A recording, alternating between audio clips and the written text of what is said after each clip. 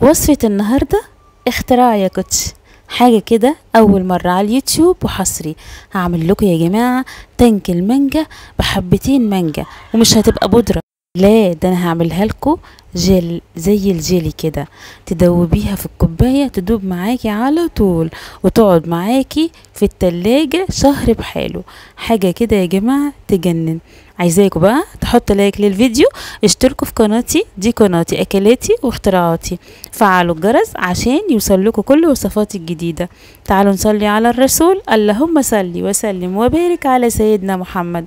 اول حاجة بجيب معايا 2 حبة مانجا كده، بشيل بقى اي حاجة فيهم الورقة اللي عليها دي وبغسلهم كويس جدا جدا. لازم المانجا تتغسل كويس جدا يا جماعة، تمام. بعد كده بقشرها بقى بالشكل اللي انتوا شايفينه ده، تمام. بعد ما بقشرها بقى يا حبايب قلبي، يعني اتاكد بقى ان كل القشره اتشالت. وعلى فكره عايزه اقول لكم على حاجه، بس انتوا ممكن كمان تعملوها بالقشره، يعني ممكن بالقشره او من غير القشره، بس انا شلت القشره عشان ما اضطرش بعد كده اصفيها، تمام. شلت بقى القشره كلها. بعد كده هقطع بقى المانجا، هقطع معايا المانجا بقى القطع زي ما انتوا شايفين كده. انا عايزه بقى اقطعها قطع بالشكل اللي انتوا شايفينه ده. الطريقه النهارده يا جماعه حصري وسهله وبسيطه، عامل لكم احلى عصير تانك تقدروا تدوه للولاد في المدرسه كمان، وتقدروا كمان تعملوه في شهر رمضان يرطب كده على قلبكم على الفطار. بعد ما بقطعها بقى زي ما انتوا شايفين كده، بجيب الخلاط او الكبه اي حاجه عندك، بتحطي بقى قطع المانجا، ما تضيفيش بقى ولا ميه ولا سكر ولا اي حاجه، انت بتضيفي قطع المانجا بس وبتضربيها كده في الكبه، تمام. انا عايزاها تتضرب معايا كويس جدا زي ما انتوا شايفين، اكنكم بتعملوا عصير كده، بس ما تضيفوش حاجه خالص عليها. بعد ما بتضربوها بقى وتتاكدوا ان هي اتضربت معاكم بالشكل ده، بتجيبوا قد كميه المانجا اللي انتوا ضربتوها سكر، تمام. يعني بتحط بقى ايه المانجا كده في كوبايه او في طبق، وتجيبوا قدها سكر بالظبط. انا عايزه قد كميه المانجا سكر بالشكل اللي انتوا شايفينه ده. اهم حاجه عندي تكون الكميات قد بعض بالشكل ده. بعد بقى ما بجيب المانجا والسكر كده يكونوا قد بعضيهم، بنزل بقى المانجا اللي احنا ضربناها في بولة كده، تمام. بعد كده بنزل بقى عليها كمية برضو السكر اللي احنا حضرناه بالشكل ده. بجيب بقى الاتنين وبحطهم على بعض. عايزة اقول لكم على حاجة، لما تيجوا تقلبوا السكر مع المانجا، انا مش عايزة السكر ده يدوب، انا عاوزاه بس يتقلب في المانجا، بحيث بس ان هو يعني ايه السكر يختفي معايا، تمام. مش شرط خالص ان السكر يدوب في المانجا، تمام، بالشكل اللي انتوا شايفينه ده. بعد ما بتأكد بقى ان كل كده السكر اختفى معايا، بجيب بقى القوام بتاعي ده بقى، بجيب صينية كبيرة كده عندك، وبجيب بقى الخليط بتاعي وبنزل الخليط في الصينية بالشكل ده.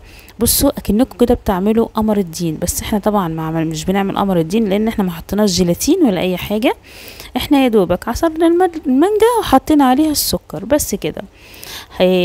هوزع بقى المانجا في الصينية بالشكل ده من غير ما تدهنيها ولا اي حاجة، تنزليها كده على طول زي ما انتوا شايفين. عملت معايا صينية كبيرة وصينية صغيرة، 2 حبة مانجا عملوا معايا ايه صينيتين. واللي عايزة كمان يعني ممكن تعملي كمان 3 صواني عادي جدا، تمام.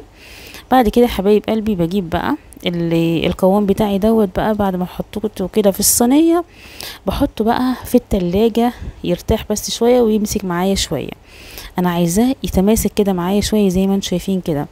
بجيب بقى القطاعة بتاعتي، اي قطاعة عندك، او قطاعة البيتزا، قطاعة زي دي اي حاجة، المهم بس عايزة اقطعها كده عشان لما اجي اشيلها ما تبقاش يعني شكلها مفركش. بشيلها ايه زي ما هتشوفوا دلوقتي هشيلها ازاي. بصوا بشيلها بالشكل اللي انتوا شايفينه ده اهو، بحيث ان انا اطلع كده القطعه اللي انتوا شايفينها دي واحطها في الكوبايه بتاعتك، او بتحطيها في الكوبايه الكبيره يعني، او حتى كوبايه صغيره لو هتعملي كوبايتين 3 كوبايه واحده براحتك. بتحطي القطعه دي فيها وتعملي بقى على طول الكوبايه العصير بتاعتك.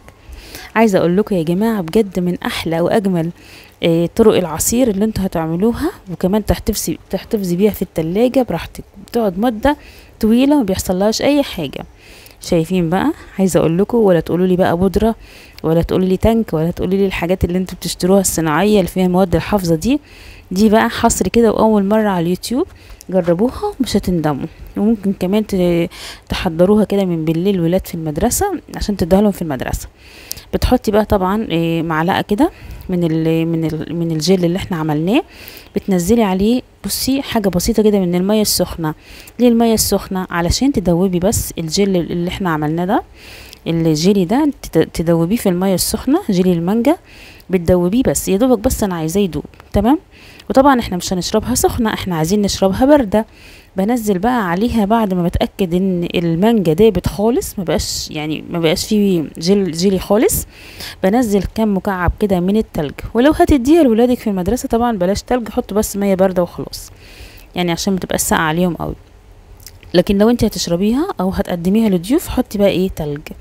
بتنزلي التلج، بعد كده بتنزلي عليها الميه الساقعه. ما بتحطيش سكر ولا اي حاجه لان هي مسكره، فيها السكر بتاعها وكل حاجه. لو انت بتحبيها مسكره شويه ممكن تزودي حاجه بسيطه زي ما انت عايزه. تعالوا بقى ندوق. عايزه اقول لكم بجد تحفه تحفه تحفه، لازم تجربوها بطريقتي بجد يا جماعه.